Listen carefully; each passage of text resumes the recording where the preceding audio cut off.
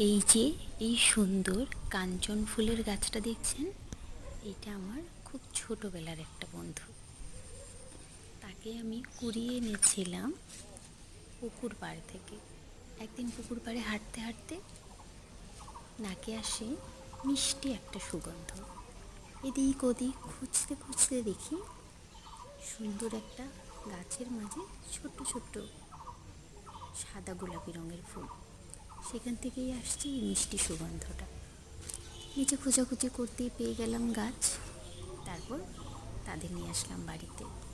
এই যে এই গাছের নিচেও তার কত ছোট্ট ছোট্ট বাচ্চা হয়েছে। এমনই ছোট্ট একটা গাছ, আছে অনেক বড়, প্রতি বছর অনেক অনেক ফুল দেয়। আর এরকম অনেক ছোট ছোট গাছ আমাদেরকে উপহার দেয়। ইচ্ছা আছে এই বর্ষায় এই ছোট চারাগুলো